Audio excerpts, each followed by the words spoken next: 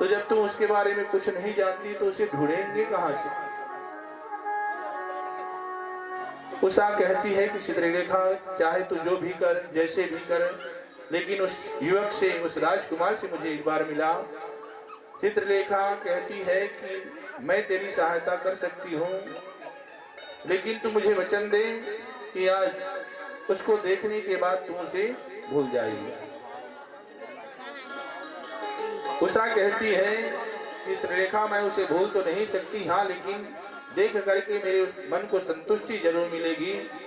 उसके बाद तू जो कहेगी वह मैं करूंगी, लेकिन एक बार तू उससे मुझसे मिला दे।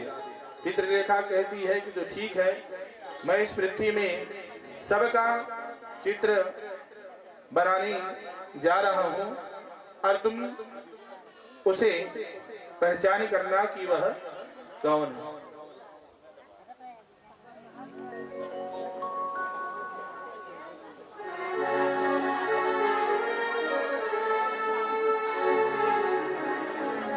चित्रलेखा चित्र बनाने लगती। उन्हें वरदान प्राप्त था कि बिना देखे वह किसी का भी चित्र बना सकती है।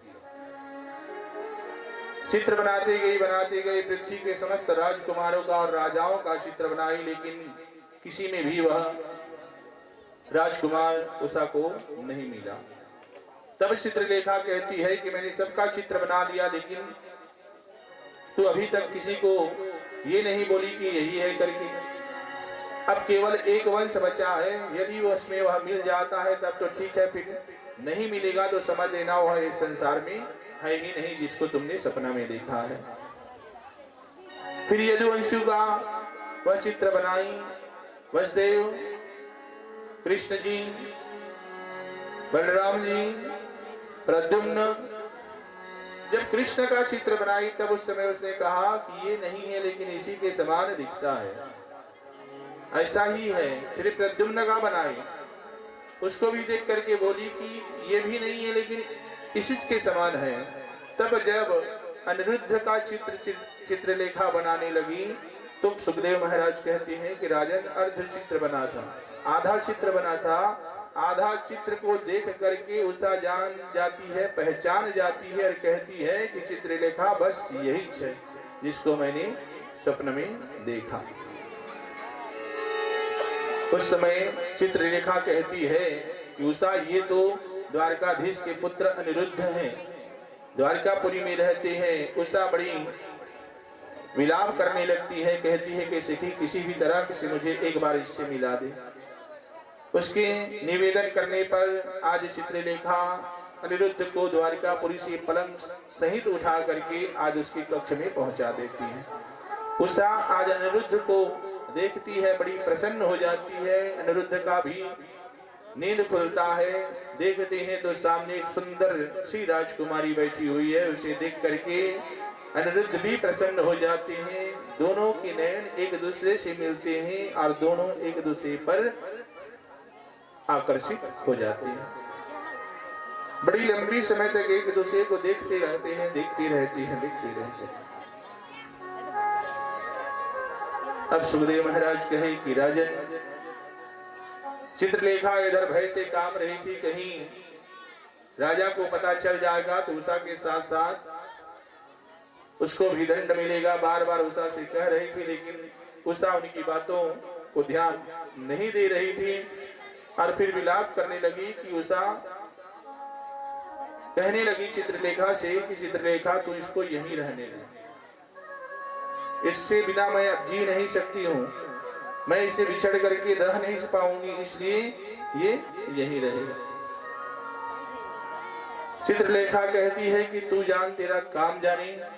अब वहां से वह चली जाती है। तुरंत उषा दरवाजा बंद कर देती है। अब उस कक्ष में उषा के साथ अनिरुद्ध रहने लगते हैं। जो उषा पहले अक्सर बाहर रहा करती थी, वन में जाती थी, बगीचे में जाती थी, महल में चारों तरफ दौड़ती थी, हंसती थी, आज वह उषा एक कक्ष में कैद हो गई। बहुत लंबे समय तक युद्ध चला, लेकिन दोनों देवता हैं, किसी को भी परास्त नहीं होना है। देवता सभी भयभीत होने लगे और उसी समय महादेवी ने ये जो ताप है, ज्वर है जिसे हम बुखार कहते हैं, ये ताप का बाण महादेव जी उसी युद्ध में छोड़े थे। इस कारण से उसी दिन से इसे संसार में ज्वर अर्थात ताप की रोग हुई, जिसमें शीत, कफ और ताप, ये 3 प्रकार के ज्वर हम सभी को आते हैं। ये ज्वर की उत्पत्ति उसी दिन से हुई है। समस्त देवता फिर महादेव जी के पास आए, आकर के कहे कि महादेव जी आप ये क्या कर रहे हैं? ये द्वारकाधीश है, अखिल ब्रह्मांड नायक कृष्णचंद्र जी महाराज हैं, आप उनसे युद्ध कैसे कर सकते हो? इस युद्ध में तो आप दोनों में से किसी को भी हार नहीं होगी, बल्कि यह सृष्टि नष्ट हो जाएगा, और आप भी इस बाणासुर की तरफ से युद्ध कर रहे हैं। महादेव जी कहे कि मेरे को क्या पता, इसलिए मेरा भक्त है, अपनी सहायता के लिए मुझे पुकारा, मैं आ गया। फिर महादेव जी जाकर के द्वारकाधीश से कहे कि प्रभु मेरी अपराध क्षमा कीजिए, मुझे पता नहीं था, क्योंकि ये बाणासुर मेरा परम भक्त है और इसलिए मैं इसकी सहायता करने के लिए आ गया, और मैं आपसे निवेदन करता हूं कि आप बाणासुर के अपराध को क्षमा कीजिए। भगवान कहे कि महादेव जी आप चिंता मत कीजिए, मैं बाणासुर को मारूंगा नहीं, हाँ लेकिन जो उसका अभिमान है इसे मैं जरूर नष्ट करूंगा। तुरंत भगवान ने चक्र सुदर्शन को आदेश दिया और चक्र सुदर्शन जाकर के उस बाणासुर के 1000 भुजा में से 2 भुजा को छोड़ करके बाकी भुजाओं को काट करके पृथ्वी पर गिरा दिया। तब बाणासुर अपनी कन्या उषा का हाथ लेकर के आती है, द्वारकाधीश को उनके पुत्र वधू के रूप में समर्पित करती है, और करने के बाद आज बाणासुर भगवान से क्षमा मांगता है।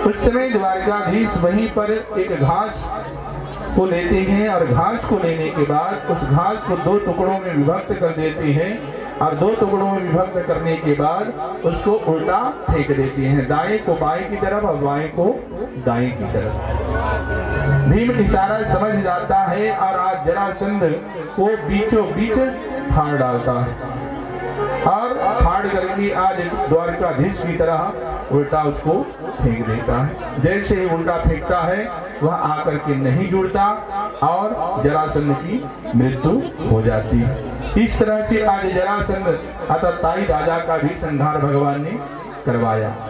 ये जरासंध 2 भागों में जन्म लिया था। ये महात्मा के फल का प्रभाव था, लेकिन 2 रानियां होने के कारण दोनों रानियों में इतने प्रेम था कि एक रानी उस फल को नहीं खाई, दोनों ने आधा आधा करके खा लिया। इसलिए 2 भागों में वह एक एक होकर के जन्म लिए। उसको अशुभ मान करके राजा ने उसे जंगल में फेंकवा दिया था। फिर भी दोनों टुकड़े जीवित थे, रो रहे थे। उसी समय आकाश मार्ग से जरा नाम की राक्षसी गुजर रही थी। आवाज बालकों की रोते हुए सुन करके वह वहां पर आई, आकर के देखी तो 2 भागों में वह बालक वहां जंगल में पड़ा हुआ था, रो रहा था। तो जरा ने दोनों टुकड़ों को एक जगह ला करके जोड़ दिया, जिससे वह जुड़ गया। और उसने सोचा कि यहाँ के राजा का कोई संतान नहीं है, क्योंकि वह बड़ा सुंदर था। महात्मा के प्रभाव से वह जन्म प्राप्त की था फल से, लेकिन राक्षसी के संधि करने पर वह जीवित हुआ, खड़ा हुआ। इस कारण से उसकी प्रवृत्ति राक्षसी हो गई। राजा को ला करके दे दिया। राजा ने उस बालक का नाम जरासंध रखा, क्योंकि जरा नाम की राक्षसी ने इसका संधि किया और इसलिए इसका नाम जरासंध रखा गया।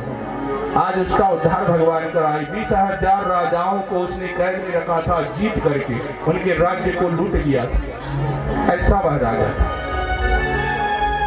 भगवान आज उसको भी इस संसार से मुक्त किए।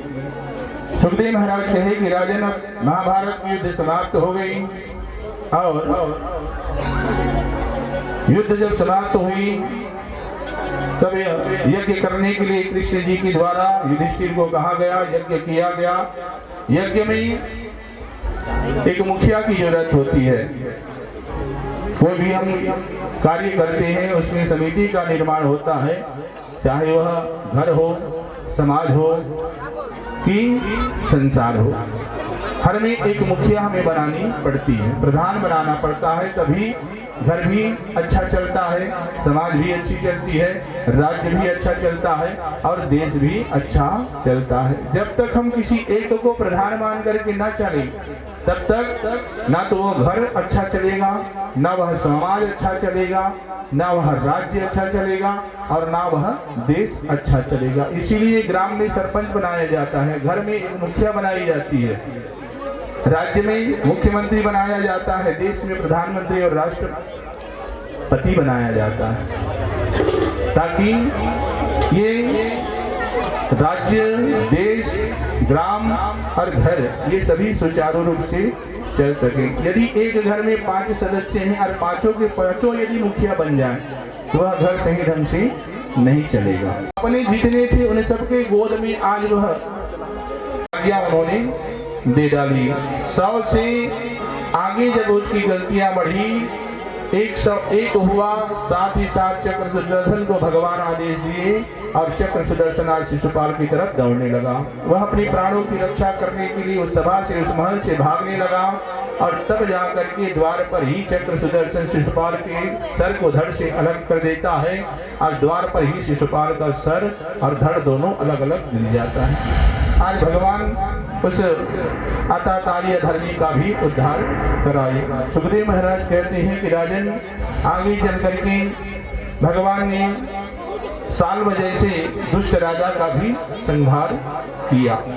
उसके बाद शिशुपाल के मृत्यु पर जो उनका भाई था विदुरथ और दंतवक्र, ये द्वारकापुरी में द्वारकाधीश से युद्ध करने के लिए आए।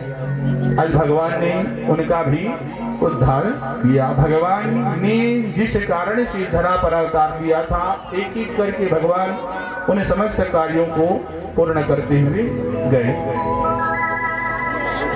अब भगवान ने कहा कि मैंने ये समस्त ज्ञान अपनी लीला के माध्यम से संसार को प्रदान कर दिया। एक और बचा है, वह क्या है? मित्रता का भाव चाहिए। ये ज्ञान मानव को देने के लिए भगवान ने आज यह लीला प्रारंभ की है। बोले वृंदावन बिहारी लाल की जय हो। शायद किसी बहन की साड़ी बनाना होगा, शायद किसी बहन की साड़ी बढ़ाना होगा, शायद किसी बहन की साड़ी बढ़ाना होगा, शायद किसी बहन की साड़ी बढ़ाना होगा, या फिर विषय का प्याला अमृत बनाना होगा, या फिर विषय का प्याला अमृत बनाना होगा। भक्तों की हर गली में, प्रेमी की हर गली में, भक्तों की हर गली में, प्रेमी की हर गली में, राधा को ढूंढता हो दुनिया की हर गली, राधा को ढूंढता हो दुनिया की हर गली में।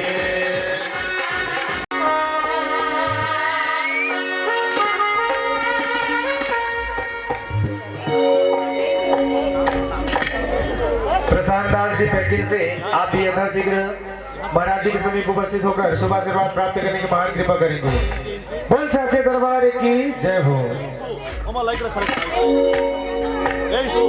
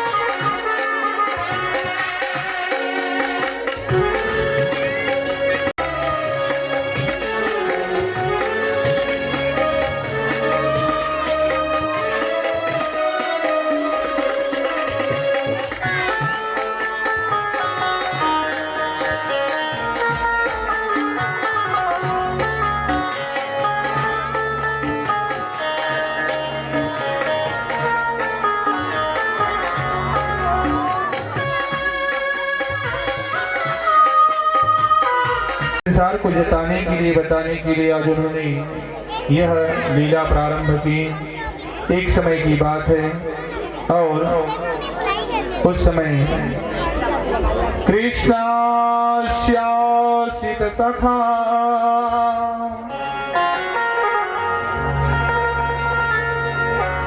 कश्चिद ब्राह्मणो ब्रह्मविगतम् विरक्त इंद्रियार्थेषु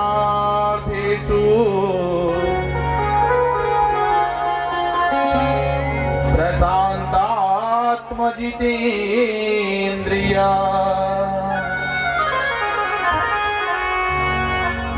एक बड़े ही सरल स्वभाव, सहज एवं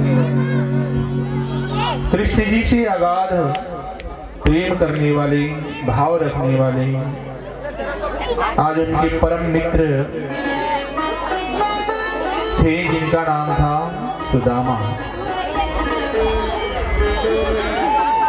आज यह पवित्र गाथा अनन्य प्रेम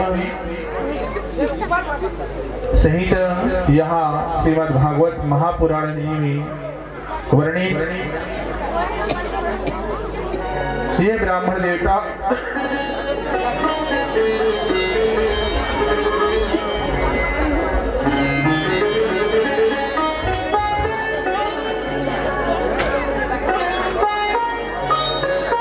एक समय की बात, ये सुदामा जो ब्राह्मण थे बड़े दरिद्र थे, धन की कमी थी, और दरिद्रता के कारण इनका पारिवारिक जीवन बड़ा ही कष्टमय व्यतीत हो रहा था। सुखदेव महाराज कहे कि राजन द्वारकाधीश और सुदामा एक ही गुरु की आश्रम में रह करके पढ़े थे। जब कृष्ण जी विद्याध्ययन के लिए गए तो शांतिपन गुरु के यहाँ उन्होंने जब जाकर के देखा तो वहाँ एक ब्राह्मण बालक भी निवासरत था। ब्राह्मण बालक पढ़ रहा था। कृष्ण जी वहाँ जाकर के देखे तो वहाँ जितने भी अध्ययनरत बालक थे वे सभी एक दूसरे का साथ एक दूसरे के साथ खेलना, खाना, घूमना ये सभी करते थे। लेकिन ये सुदामा ऐसे थे जो किसी के साथ ना खेलते थे, ना किसी के साथ बैठते थे, ना किसी से बातें करते थे, अकेले में बैठे रहते थे। उनको देख करके आज कृष्ण जी उनके पास गए। जाकर के उन्होंने कहा कि भाई तुम कौन हो, क्या नाम है तुम्हारा, जो इस तरह अकेले में चुपचाप बैठे रहते हो? क्या तुम्हें खेलने का मन नहीं करता? क्या कहीं घूमने का मन नहीं करता? आवश्यकता नहीं है, मैं यहाँ विद्या अध्ययन करने आया हूँ, मैं यहाँ घूमने खेलने के लिए नहीं आया हूँ। और क्या मित्र बनाना, ये रुष्टता पूर्वक आज वह जवाब देती जा रही है। कृष्ण जी सोचे कि आखिर ये इतना रुष्टता पूर्वक एक सामान्य सी बात के लिए क्यों जवाब दे रहा है। कृष्ण जी ने कहा कि क्या तुम्हें मित्र बनाना अच्छा नहीं लगता है? सुदामा ने कहा कि मुझे नहीं लगता। कृष्ण जी कहे भले तुम्हें अच्छा ना लगता हो, लेकिन मुझे तो सखा बनाना, मुझे मित्र बनाना बहुत अच्छा लगता है और मैं तुम्हें अपना सखा बनाना चाहता हूँ, मित्र बनाना चाहता हूँ। क्या तुम मेरे मित्र बनोगे? क्योंकि मैं अभी यहाँ अध्ययन के लिए नया आया हूँ, इसलिए तुम मुझे अपना मित्र बनाओ, तब तक मैं तुमसे पूछता ही रहूंगा। अंत में विवश हो गए सुदामा और बताए कि तुम तो कह रहे हो तुम मुझसे मित्र रखना चाहते हो, मुझे मित्र बनाना चाहते हो, ये तुम्हारी बात है, लेकिन मैं नहीं बनाना चाहता, और इसलिए कि मेरे पास कुछ भी नहीं है। हर मित्रता में ये भाव होनी चाहिए कि इस मित्र को अपने समान ही समझना चाहिए। मैं जिसे मित्र बनाऊंगा वह जब मेरे घर में जाएगा तो मैं उसकी कोई सेवा नहीं कर पाऊंगा, और जब मैं उसके घर में जाऊंगा तो वो मेरी अनन्य प्रकार से सेवा करेगा। मैं अपने मित्र का सम्मान नहीं कर सकता, इसलिए मैं मित्र ही बनाना नहीं चाहता हूँ। यहाँ कुछ काल रहना है, यहाँ से विद्या अध्ययन के बाद सभी अपने अपने स्थान को चले जाएंगे, तो 2-4 दिन के लिए क्या मित्र बनाना। कन्हैया कहे कि 2-4 दिन में ही तो मित्र की आवश्यकता होती है, क्योंकि हम सब अपने अपने घर को छोड़ करके यहाँ आए हैं गुरुकुल में, और एक दूसरे का ध्यान नहीं देंगे, एक दूसरे का साथ नहीं देंगे, तो हमारा देख रेख यहाँ कौन करेगा? सबकी देख रेख तो गुरु और गुरु माता नहीं कर सकते हैं।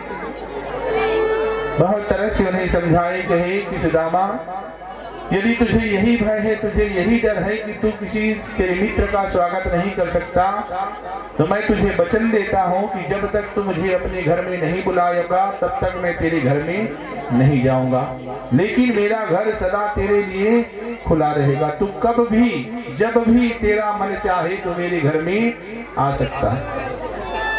अब तो मुझसे मित्रता कर ले। आज कृष्ण जी के भाव को देख करके सुदामा से भी रहा नहीं गया और सुदामा ने हाँ कह दिया। गुरुकुल में रहते हुए दोनों एक साथ रहते थे, कुछ भी करते थे, जहाँ भी जाते थे बस दोनों जाते आते थे। बड़ी गाढ़ी मित्रता होने लगी।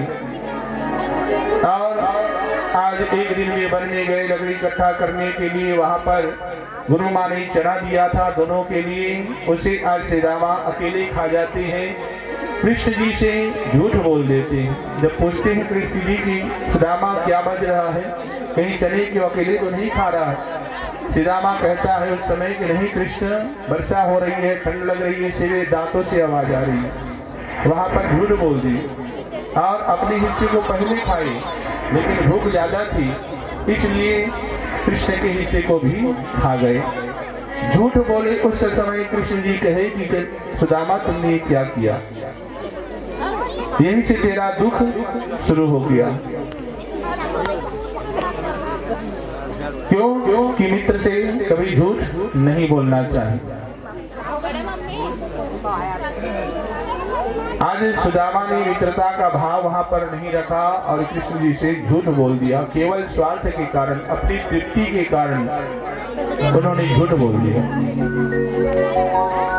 चले आए, विद्या अध्ययन कर लिए, समाप्त हो गया विद्या अध्ययन। गुरुकुल से अपने अपने घर को चले गए। यहाँ आकर के द्वारकाधीश वैवाहिक जीवन में प्रवेश करके द्वारकाधीश बन गए। उधर सुदामा भी अपने घर चले गए। धन की कमी थी, दरिद्रता थी, लेकिन पारिवारिक जीवन में वे भी प्रवेश किए और उनकी भी विवाह हो गई। उनको जो पति मिली थी वह पत्नी बड़ी सुंदर थी। कैसी थी? पतिव्रता पतिव्राह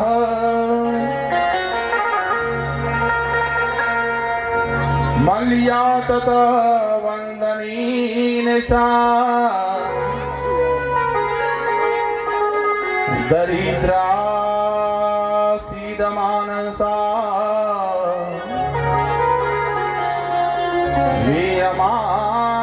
वेयमानाभिगम्य च।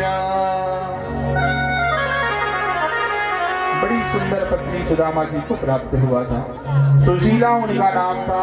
वास्तव में वो सुशीला थी।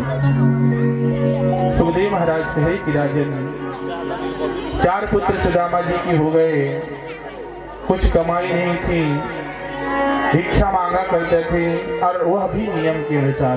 भिक्षा मांगने का नियम है कि एक दिन में केवल 5 घर भिक्षा कोई भी भिक्षा मांगने वाला मांग सकता है, उससे अधिक वह किसी भी घर में भिक्षा नहीं मांग सकता। 5 घर से जो भी उसे प्राप्त हो उसी से उसे अपना जीवन चलाना होता है। यही नियम का पालन करते थे। 5 घर भिक्षा मांगते थे, जो मिलता था घर ले जाते थे, उसी से उनका परिवार चलता था। फिर अपना स्वयं निकल जाते थे, जाके कृष्ण जी के मंदिर पर हे कृष्ण हरे कृष्ण हरे कृष्ण कहते हुए वहीं बैठे रहते थे। संध्याकालीन समय में जो प्रसाद मिलता था उसे लेकर के घर आते थे। दिनचर्या सुदामा जी की इसी तरह से बनी हुई थी। परिवार बढ़ता गया, दरिद्रता बढ़ती गई। पहले 2 थे, जैसे तैसे चल रहा था। 2 से 3 हुई, 3 से 4 हुई, 4 से 5 हुई, 5 से भी 6 हो गए। बहुत बड़ा परिवार हो गया। कमाई कुछ भी नहीं थी, घर में कुछ भी नहीं था और जिसके कारण उनका तकलीफ और बढ़ने लगा। देखते देखते तकलीफ इतनी गाढ़ी हो गई कि आज सुदामा जी का परिवार बड़ा दुख पाने लगा। सभी उनका तिरस्कार करने लगे। रोज रोज सुदामा जी भिक्षा मांगने जाते थे, इसलिए अनेक प्रकार के ताने भी उनको सुनने को मिलता था। बड़ी पीड़ा होती थी, तकलीफ होता था सुदामा जी को, लेकिन क्या करते। अनेक प्रकार की ताना सुनते हुए आज अपने परिवार के पालन के लिए भिक्षा मांगा करते थे। सुखदेव महाराज कहे कि राजन, धीरे धीरे बच्चे बढ़ने लगे, उनकी इच्छाएं बढ़ने लगी, मांग बढ़ने लगा और जिससे आज सुदामा और सुशीला को पूरा न कर पाने के कारण बड़ी पीड़ा होती थी, कष्ट होता था। 2 समय के भोजन का तो व्यवस्था सही ढंग से उनके पास नहीं था, तो कहाँ बच्चों की मांग पूरा कर पाते। हर समय सुदामा जी कृष्ण की ही बातें किया करते थे सुशीला के पास कि मेरे मित्र ऐसे हैं, मेरे मित्र वैसे हैं। इस प्रकार से गए, पानी पिला करके आज सुशीला अपने बच्चों को सुलाती थी। जरा विचार कीजिए कि उनके हृदय पे क्या गुजरती रही होगी। जो अपनी संतान को जल पिला करके सुलाए, उसे झूठ बोले, कहे कि पुत्र तुम्हारे पिता लेकर के आएंगे तो बहुत से लेकर के आएंगे, अभी सो जाओ, ऐसा कह करके उन्हें झूठ बोल करके सुलाती थी सुशीला। उस समय उसका कलेजा फट जाता था, लेकिन क्या करती, असमर्थ थी, कुछ उनके पास व्यवस्था नहीं था। सुखदेव महाराज कहे कि राजन, दरिद्रता निर्धनता बहुत बड़ी दुख होती है। उसमें जो जीवन यापन करता है उसी को पता चलता है कि कितना तकलीफ, कितना अपमान, कितना पीड़ा सहन करना पड़ता है। कृष्ण भी तो कुछ नहीं कर रहे हैं। मैं कब तक अपने बच्चों को इसी प्रकार से जल पिला करके सुलाऊंगी? बस केवल आप उनका नाम बस लेते हैं, ना तो उन्हें अपने घर में बुलाते हैं, ना आप उनके घर में जाते हैं। सुदामा कहते हैं कि पगली, मैं उसके घर कैसे जा सकता हूँ? वो बहुत बड़ा राजा बन गया है, द्वारकाधीश है, और मैं किसी स्थिति में उनके पास कैसे जाऊं? तो सुशीला कहती है कि आप उन्हें यहाँ बुला लीजिए। कहे कि पगली तो कैसी बात करती है, उनको हम यहाँ कैसे बुला सकते हैं? हमारे घर में तो उनके लिए बैठने की लायक जगह नहीं है। तो सुशीला कहती है कि बस आज के बाद आप उसका नाम लेना छोड़ दीजिए, ना आप वहाँ जा सकते हैं और ना आप उन्हें यहाँ बुला सकते हैं। इधर आ सकते हैं, मैं वहाँ आपको रहने के लिए नहीं बोल रही हूँ, आप उनसे मिल करके तो आ जाइए। मित्र के पास जाना चाहिए, सुख दुख का उसका ध्यान रखना चाहिए। सुदामा ने सोचा, कहा कि सुशीला तो ठीक कह रही है, बहुत दिन हो गया, मुझे भी कृष्ण को देखने की इच्छा हो रही है। जाने की इच्छा सुदामा आज जाहिर करते हैं। जब तय हो जाता है जाना है द्वारकापुरी, तब मित्र के पास जा रहा है तो कुछ न कुछ तो भेंट लेकर के जाना होगा। क्यों कि आप ध्यान देकर के सुनिएगा, 4 स्थान ऐसे हैं जहां खाली हाथ नहीं जाना चाहिए। खाली हाथ वहां जाने से अपराध लगता है। पहला स्थान गुरु का। गुरु के घर में आप जब भी जाते हैं तो खाली हाथ न जाइए। गुरु ब्राह्मण के घर में जाएं तो कुछ ना कुछ आप लेकर के जाएं उनको भेंट करने के लिए। एक हो गया। दूसरा, बहन और कन्या का घर। इसके घर आप जाते हैं तो कभी खाली हाथ न जाइए, कुछ न कुछ अपने हाथ में लेकर के जाइए। तीसरा, मित्र का। वहां जब जाते हैं तो आप कुछ न कुछ लेकर के जाइए, खाली हाथ न जाइए। और चौथा है देव का। जहाँ मंदिर है, जहाँ भगवान विराजमान है, जहाँ भगवान की कथा हो रही है, उस जगह पर आप खाली हाथ न जाइए, कुछ ना कुछ लेकर के जाइए, तभी आपको पुण्य फल प्राप्त होंगे। और इन 4 स्थानों में यदि आप खाली हाथ चले गए तो आपको इसका दोष लगेगा। तांदुल दिया जो भी साफ नहीं हुआ था, तांदुल लेकर के सुशीला आती है। अब लेकर के तो आ गई, लेकिन अब उसको ले जाना है तो कोई थैला भी उनके घर में नहीं था। बताइए, इतनी दीनता, इतनी गरीबी या सुदामा जी के पास थी। तो वहां पर सुशीला क्या करती है, जो अपनी अंग में वस्त्र धारण की रहती है उसी में का आंचल फाड़ती है। साड़ी का आंचल फाड़ करके उसमें गांठ लगाती है। सुखदेव महाराज कहते हैं कि राजन, वह साड़ी इतनी जीर्ण हो चुकी थी, पुरानी हो चुकी थी कि आज गांठ जैसे ही लगाती है वह फटने लग जाती है। तो उस समय सुशीला क्या करती है, उस साड़ी को और तांदुल को उसी में लपेट देती है, गांठ हल्की सी लगाती है। सुदामा जी आज कृष्ण मिलन के लिए जाने के लिए निकल पड़ते हैं।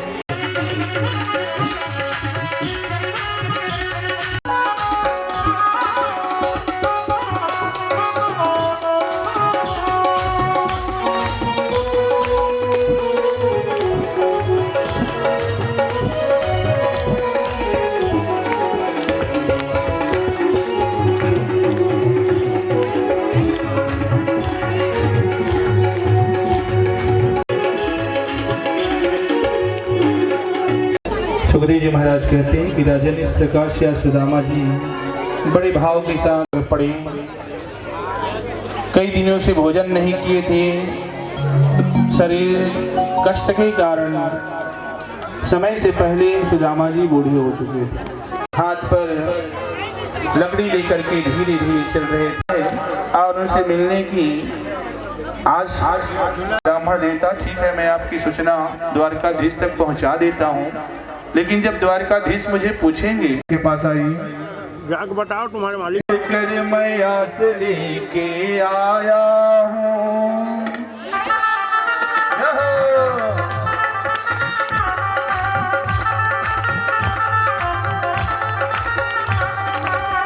से कह दो अरे द्वार पालो, कन्हैया से कह दो इधर पे सुदामा गरीब आ गया है, इधर पे सुदामा गरीब आ गया है।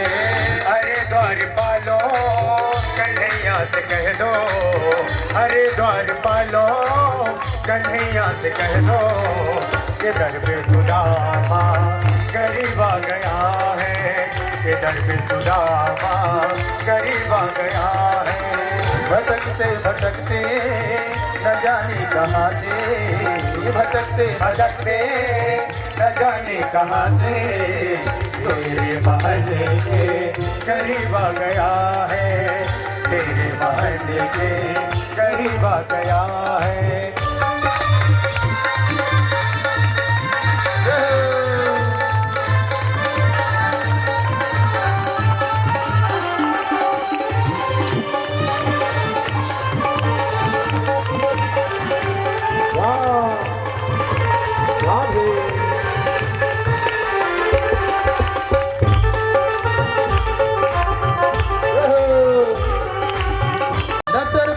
पगड़ी न तन पे है जामा, न सर पे है पगड़ी न तन पे है जामा, बता दो कन्हैया को नाम है सुदामा, बता दो कन्हैया को नाम है सुदामा।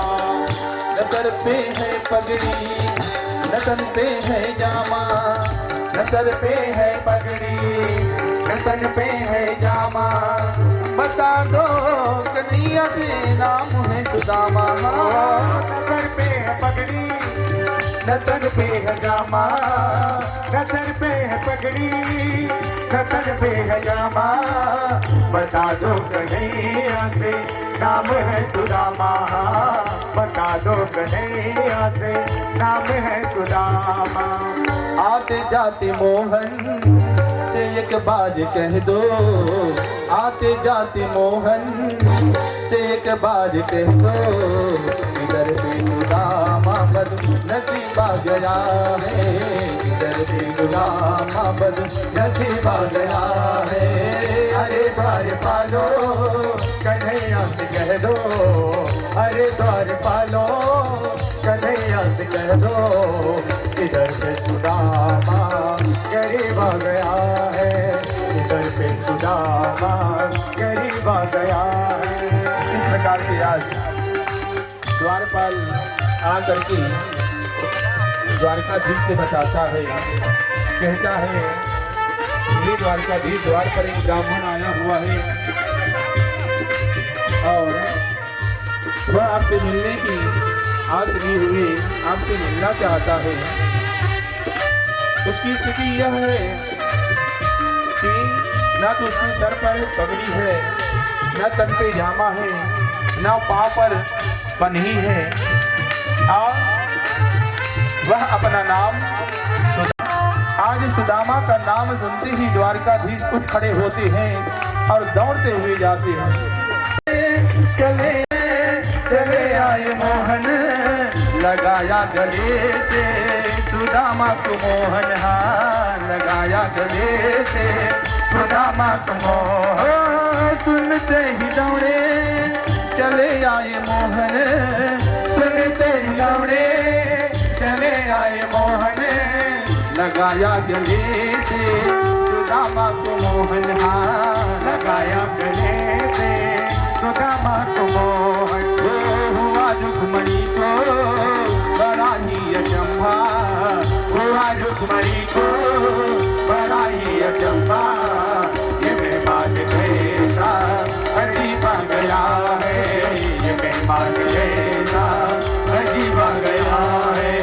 अरे द्वारपालो कन्हैया से कह दो, अरे द्वारपालो कन्हैया से कह दो, किधर पे सुदामा गरीब आ गया है, किधर पे सुदामा गरीब आ गया है। जाकर के अपने मित्र को गले से लगाते हैं, दोनों एक दूसरे से भाव के साथ मिलते हैं।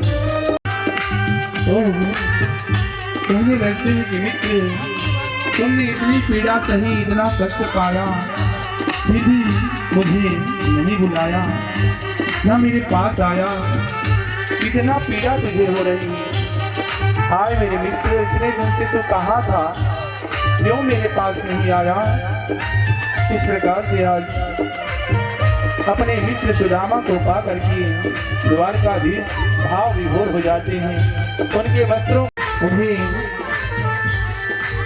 सुदामा को अपने बराबर बिठाए, सुदामा को अपने बराबर बिठाए। रो रो के आंसुओं से चरण है धुलाई, हाँ रो रो के आंसुओं से चरण धुलाए। सुदामा को अपने बराबर बिठाए, सुदामा को अपने बराबर बिठाए। रो रो के आंसुओं से चरण है धुलाई, हाँ रो रो के आंसुओं से चरण है धुलाए। न घबराओ प्यारे जरा तुम सुदामा, न घबराओ प्यारे जरा तुम सुदामा। खुशी का समय अब करीब आ गया है, खुशी का समय अब करीब आ गया है। अरे द्वारपालो कन्हैया से कह दो, अरे द्वारपालो कन्हैया से कह दो, किधर पे सुदामा गरीब आ गया है, किधर पे सुदामा गरीब आ गया है। भटकते भटकते न जाने कहाँ से, भटकते भटकते न जाने कहाँ से, तेरे महल के करीब आ गया है, तेरे महल के करीब आ गया है, तेरे महल के करीब आ गया है, तेरे महल के करीब आ गया है। के बाद खोली तो तांदुल को देखा जो साफ नहीं हुई थी, तुरंत तांदुल बनाया गया था।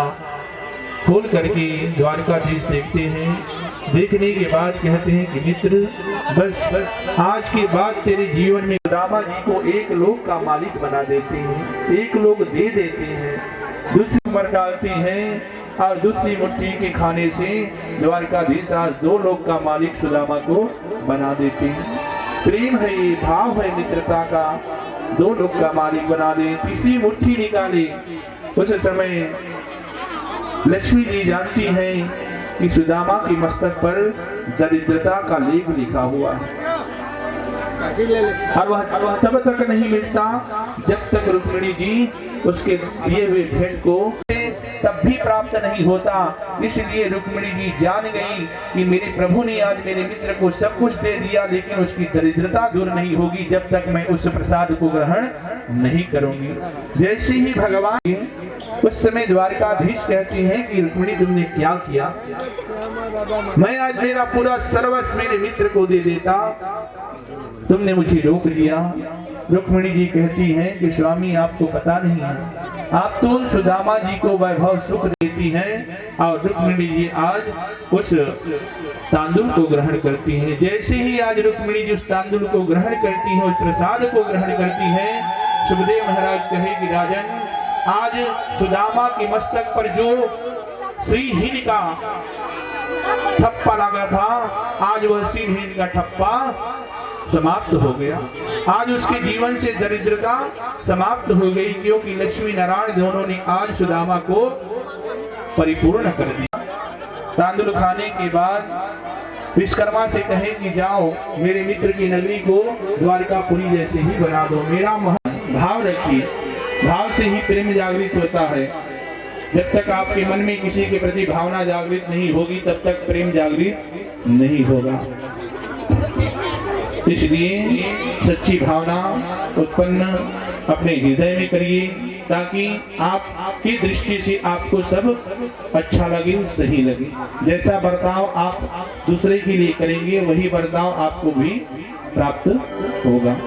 इसलिए जीवन में कभी से द्वेष मत रखिए, किसी से घृणा मत कीजिए, बड़े प्रेम के साथ जीवन जिए सत्कर्म करते हुए, क्योंकि 4 दिन की जिंदगानी है, न जाने कब हवा चल जाए और हमारे शरीर रूपी पेड़ उखड़ करके नष्ट हो जाए।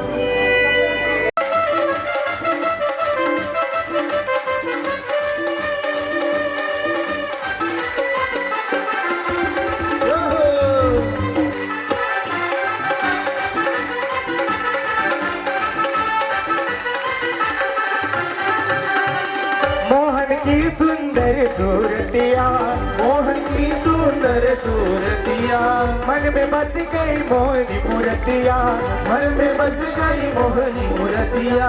लोग कहे मैं भाई बाबरिया, लोग कहे मैं भाई बाबरिया, हो जाऊं अब तेरी सवरिया, हो जाऊं अब तेरी सवरिया। ये कैसी ये कैसी ये क्या जाने कोई क्या जाने, क्या जाने कोई क्या जाने, क्या जाने कोई क्या जाने। मेरी लगी श्याम संगती ये दुनिया क्या जाने, लगी श्याम संगती ये दुनिया क्या जाने, मेरी लगी श्याम संगती ये दुनिया क्या जाने। क्या जाने क्या जाने कोई क्या जाने, क्या जाने कोई क्या जाने, क्या जाने कोई क्या जाने, क्या जाने कोई क्या जाने। तेरी लगी श्याम संगती ये दुनिया क्या जाने, तेरी लगी श्याम संगती ये दुनिया क्या जाने। मुझे मिल गया मन का भी ये दुनिया क्या जाने, तेरी लगी श्याम संगती ये दुनिया क्या जाने।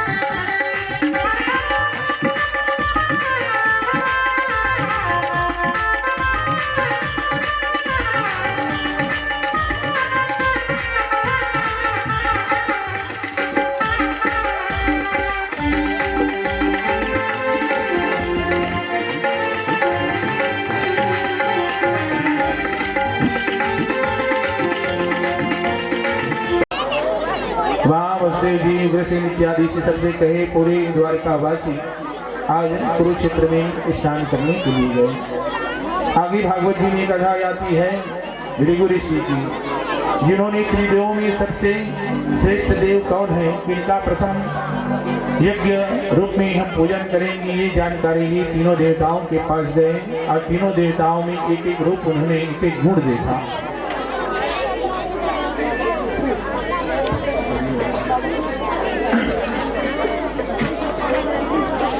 तो देखिए ऋषि जी में उन्होंने तमोगुण देखा, ब्रह्मा जी ने रजोगुण देखा और विष्णु जी ने सत्वगुण देखा। इसलिए सत्वगुण वालों को श्रेष्ठ मान करके आज उनको प्रधान देवता उन्होंने निर्धारित किया और उसी दिन से यज्ञ नारायण के रूप में श्रीमन नारायण विष्णु भगवान की ही पूजा होती है। भृगु जी ने अपनी लात की प्रहार विष्णु जी के वक्त से स्पर्श किया था, जिसके कारण उन्हें वत्स चिन्ह भी नाम से जाना जाता है। आगे भागवत जी में और कथा आती है, एक भस्मासुर नाम का दैत्य था।